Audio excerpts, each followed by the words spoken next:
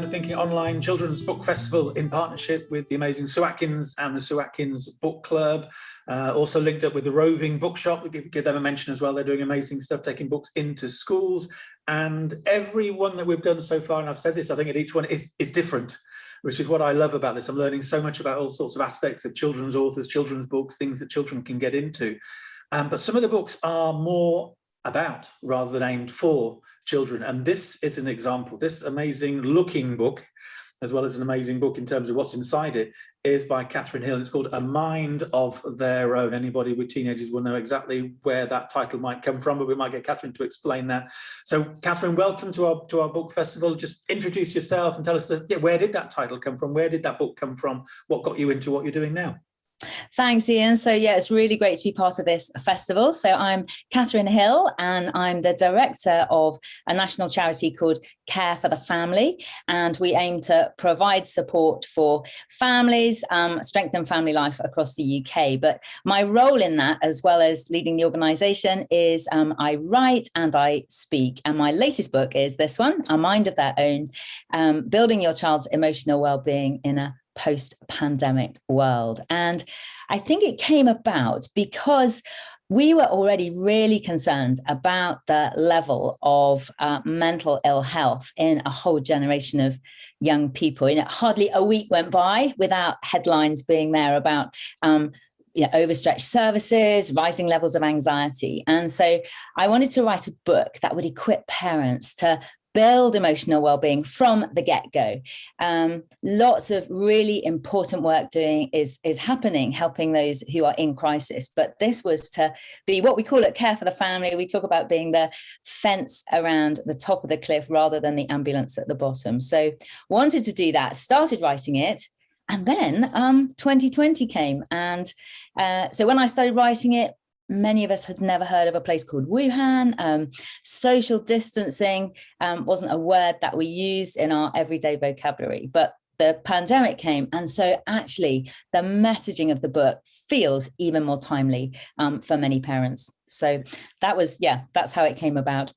I've always said that books know when they're ready to be written. And if your book had come out just 6 months prior to the pandemic, it would be not as relevant, not as pertinent, because you've been able to make it around.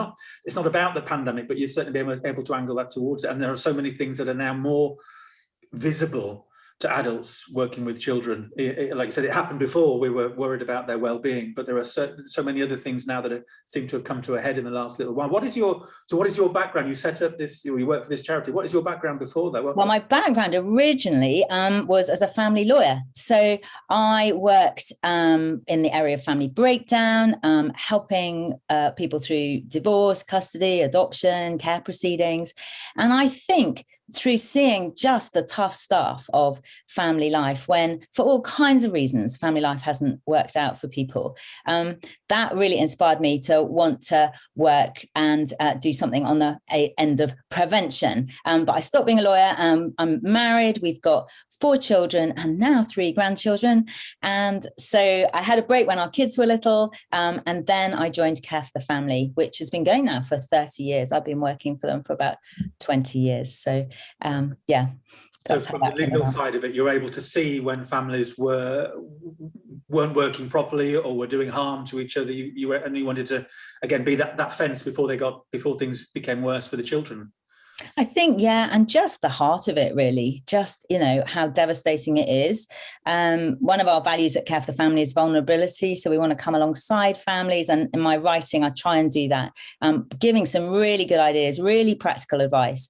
But also, none of us have got this all sorted. We all mess up, but there's stuff that we can learn to make it better for our kids. Yeah, I like that. And the book is a nice blend of your experience and other people's experiences, and then the research. It's all thoroughly researched and reference, which is great. Such a breadth of research as well, whether that's psychology or neuroscience or biology or family science, if you like.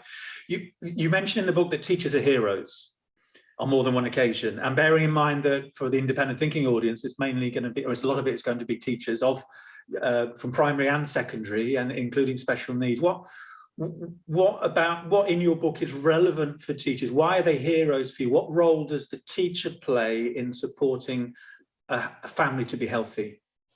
I think if people didn't already honour and respect teachers, I think having seen how they have gone above and beyond in the last 15 months will have made us realise what a key role they play in our kids' lives. And yeah, I would say all the book is relevant in that context. So I wrote it for parents, but carers, teachers, anyone with a heart for children, there's stuff in it for them. But the school setting is a really important environment for building our children's emotional well-being. And it's actually the arena, it's the stage when a lot of this stuff is played out. So there's a chapter on friendship.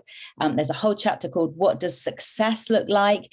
And the pressure that many of our young people are under in terms of academic success. So whether they're the high achievers or what I call the underperformers, but the ones that have different gifts, the ivory towers of academia may not be for them. In terms of, there's a chapter called It Takes a Village, and a section in that really about the vital importance that teachers play as mentors, as just another voice for parents speaking into their children's lives, and just the importance of working with each other in that. Two of our children, well, my son and his wife are both teachers, so I have a little inside track also on seeing the important work they do and how hard they've worked during the pandemic, and how hard they work, exactly. Right, what the government and the papers might say. Yes, we won't go there. I mean, one of the things that early on in the book you refer to is attachment theory. Now that is something schools are increasingly, certainly in Scotland, where they're doing a lot of work in this sort of area. There are schools in England who are looking into it, not because the government's telling them to, but because they know it's important, and elsewhere as well, who are starting to understand issues around things like attachment theory or being trauma aware, or the ACEs, the adverse childhood experiences. And attachment theory isn't something when I trained as a teacher, even though it's from the 60s, and a guy called Bowley, I think. Yeah.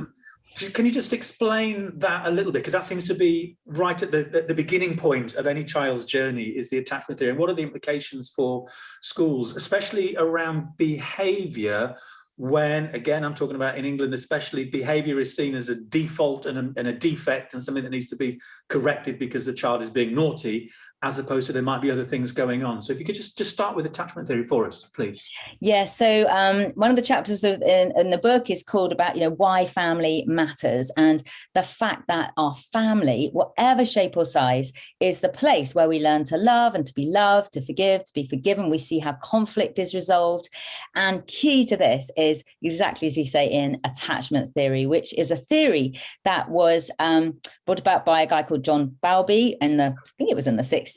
And it's the idea that when a baby expresses a need through crying, and then a parent picks it up and loves it and comforts it and meets that need and feeds it or whatever, the baby knows then that it's valued, that it's important, that its needs are met. So then it's able to express that need again. And it's really key to how we know that we're loved and that we're lovable.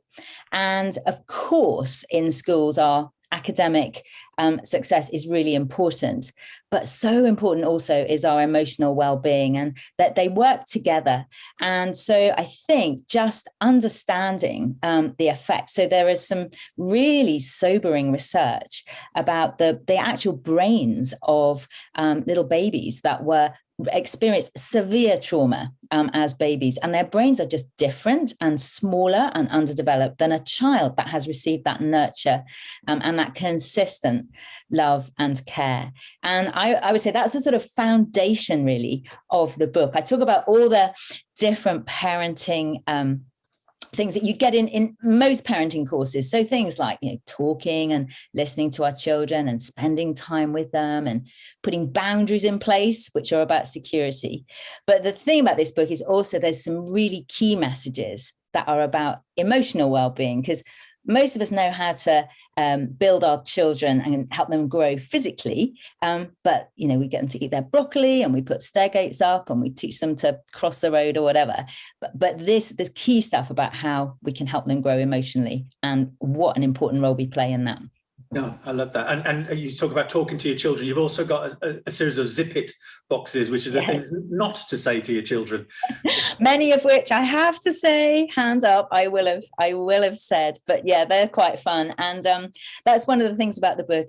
I wanted it to be really practical. So there's loads of stories in it that embed it in family life. There are these little zip it things. There's some really fun cartoons by the illustrator David McNeil, who's illustrated all my books. They actually make you laugh out loud on some of them. But the other thing, at the end of every chapter, there are some action points and also an activity that families can put into practice some of the learning from that chapter in the everyday things of family life, sort of really practical stuff. I like the book because if you're a teacher and if you're a parent, you get a double whammy by reading it. But even if you're not a parent or the children have grown up, if you're like, for example, a primary teacher where you're trying to create that sense of family, maybe for children who don't have a sense of family outside of the school. So there are so many tips and ideas that you can embrace by understanding. I mean, the children will always suddenly call you the teacher mum or dad by mistake. Although Siri, that was one I heard recently, a child. No. Or Alexa, yeah. Times, yeah. But there's obviously some connection there that they see that parental role and that figure, and we can use that and we can develop that. And you talked about love. One of our associates is a consultant pediatric neurologist and written a whole little book of big stuff about the brain, Dr. Andrew Curran. And he talks about attachment theory and all the stuff that you're referring to. And he talks about the need for that child to be loved, for that child's brain to feel it. And he'd done work in Romania where the children in the orphanages had experienced that complete lack of nurturing, lack of care, lack of love, and had died, and their brains were entirely disfigured, like you say, not through any illness, just through that lack of love. So understanding at a neurological level, knowing the role that teachers can play in maybe filling those deficits or reinforcing the things that are going on at home are incredibly important. And you talked about the word need. And this is where, if you want to start an argument on Twitter, just use a sentence that includes the line, all behavior is a sign of an unmet need. If it close that sentence, then there's an argument brewing. But yes. So from your perspective, Katharine, can you just sort of explain why you would suggest that statement, all behavior is a sign of an unmet need, is a valid statement and not just letting naughty kids off the hook? Yeah, I think that very often when a child, I think I express it in a slightly different way in the book and say, I think it's in the chapter where I'm talking really about the school context. And very often if a child can't speak out a need, they'll act it out. And I've seen that with my own children as well. And so in terms of teachers, if you know that a favorite pet has died, if you know that there's difficulty in the home for whatever reason, and particularly for the more vulnerable kids, then actually just knowing that helps us, like you say, not let them off the hook, because boundaries, and I make that, there's a whole chapter on boundaries called That's the Line. They're so important for our children's security. And I think there's nothing more destined to bring insecurity to a child to know that either there aren't any boundaries, or if there are some, that no one cares if they cross them. So it's definitely not about letting them off the hook, but just understanding the root cause then helps us deal with some of this stuff. And just going back to what you were saying about the brain, I think the other thing I'm so excited about with this is just how amazing our brains are and what scientists call the plasticity of the brain. So there's a chapter on positive and negative thinking. And I tell a story about these two girls in a changing room, and they do what girls love doing best, and they're taking selfies. And then one of them posts them and gets a mean comment, and as well as lots of likes. But she can think positively. And so she's able to rise above it and think that her top actually looks great and it's a good bargain. Whereas the other one, someone makes a comment that she's got scrawny arms, and she goes into complete free fall and her whole day is ruined. And it's the power of negative thinking and just unpacking how we can help our children learn to think more positively. And when we do that, their brains actually change. It's so amazing. And I think really empowering for parents. from that chapter, one other thing I took from it, and I'm going to test you on your own book now, was the 3 C's. I think you were quoting somebody else in this, but they talked about the 3 C's of negative thought. Remember what that was? Oh, yes, I do know that one. Phew. Yeah, so if our children are thinking negatively or they're catastrophizing, you can catch the negative thought, challenge it, and then change it. And there's one of the exercises in that book is called blue to true thinking, which is exactly the same thing in a slightly different way. And so you get them to write down that negative thought, pop it on their phone. That's the blue thought. Then you tell them what the truth is, and they put that on their phone or write it in a notebook. And then when those blue thoughts return, they've got that to come back to. And again, just a little practical thing that we can help our children with. I love that. I can see parents do it. I can see teachers, tutors as well. What I was going to say about family is that in a secondary school, the tutor group done well is another recreation of a family, and the same rules and the same tips and techniques can apply in that role as well, and the same role that the tutor might play to the child, to their big family of 30 wild children. Linked to what you were just saying, and this is one I've been talking to teachers about for years now, it's the idea of praise and the importance of it, but the importance of getting praise right, so it doesn't actually then turn into this monster that doesn't do anybody any good. So just tell us, what should a parent or a teacher understand about praising their child? Yeah, so there is a whole chapter on the importance of it. There's a proverb that says our words have the power of life. And so praise is really important. I got into a bit of trouble on BBC Radio London. Well, not into a bit of trouble at all. There was just a lively debate about the chapter called It's Okay to be Ordinary. And in that, I talk about the fact that somehow this message has crept into our culture that we're all winners. You know, there's Love Island and Britain's Got Talent and all those things that give our children this message that they all can be extraordinary. And of course, they can be the best them that they can be. But we can't all be extraordinary, and that puts huge pressure on them. So within that context, specific and process praise is really great. And many teachers listening to this will know about growth mindset as opposed to fixed mindset.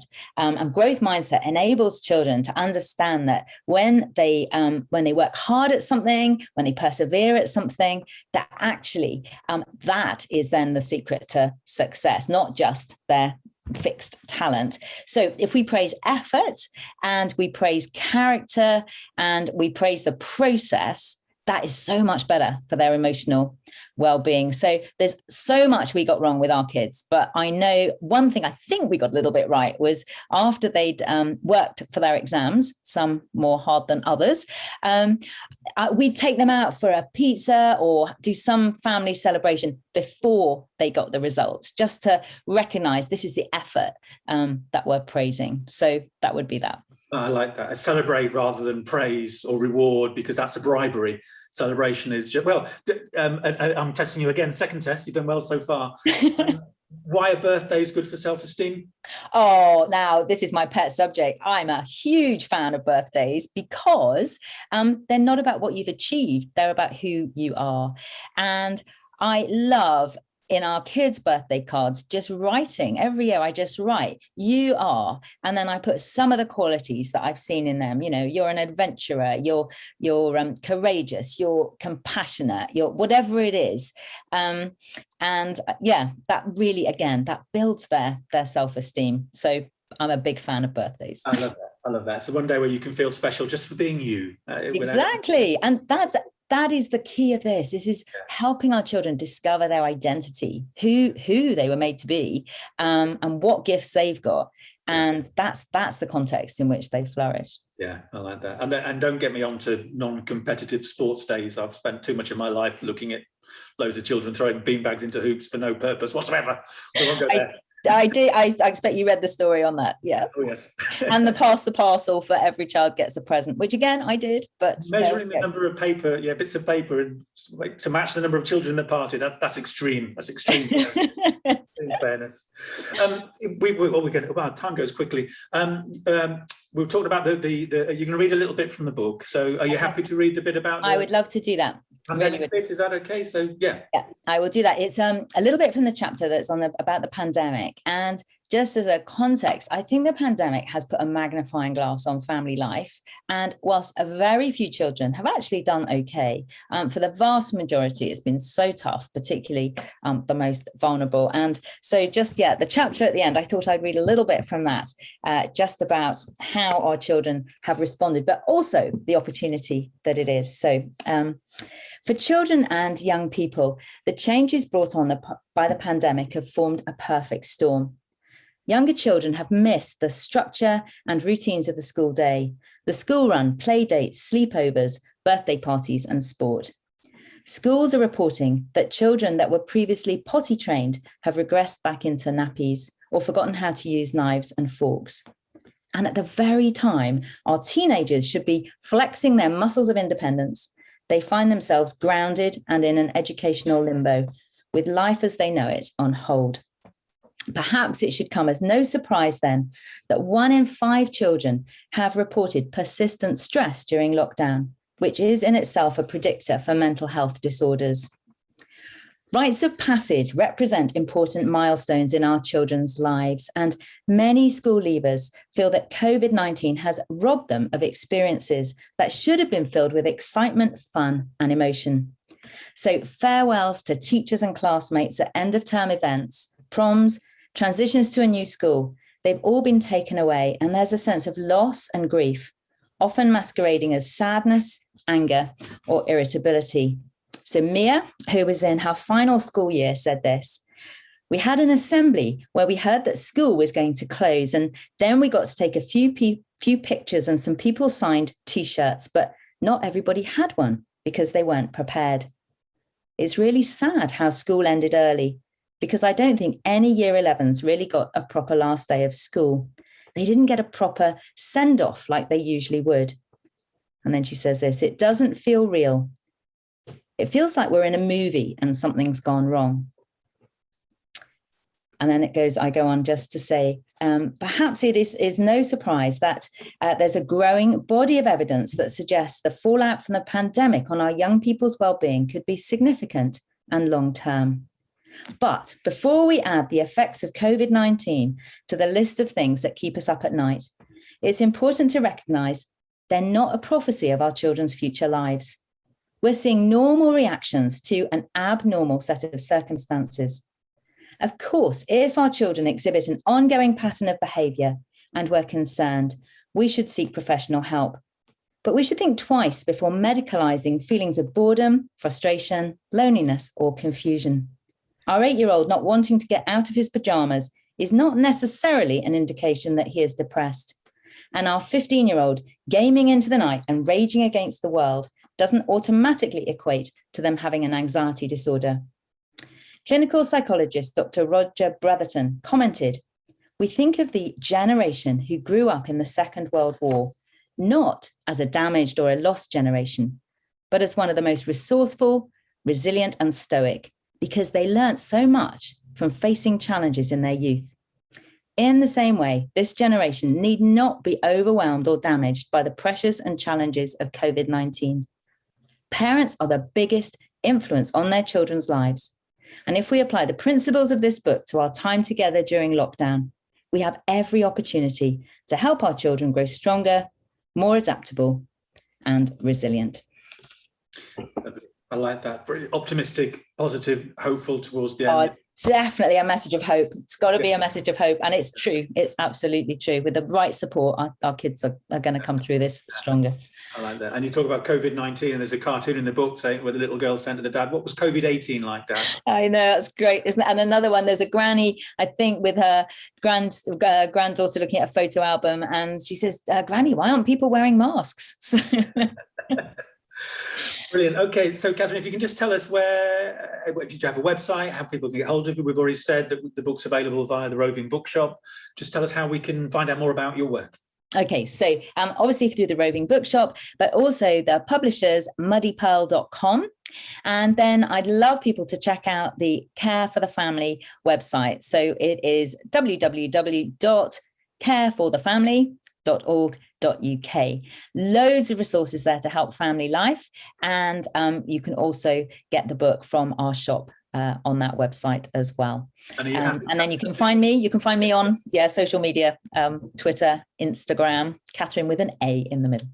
With an A in the middle. So Twitter, you're Katharine M. Hill. M. Hill. Yeah, I'll put the link in there as well. So that's lovely. That's been really interesting, really insightful. As a parent of older children, I can see the things that I did wrong, but they're okay. They're all right. You know, we have to be kind to ourselves as parents, don't we? Definitely, 100%. That's how I end the book. I say, will we get things wrong? Yes. Will we mess up? Yes. But we can be confident. that love and that unconditional support, and they won't go far wrong. There's so much for teachers to take away from that as well. Good. So, and good luck with all your future plans. Good luck with the work that you're doing with the charity, and thank you for coming along. Thanks, Ian, and thanks everyone for listening.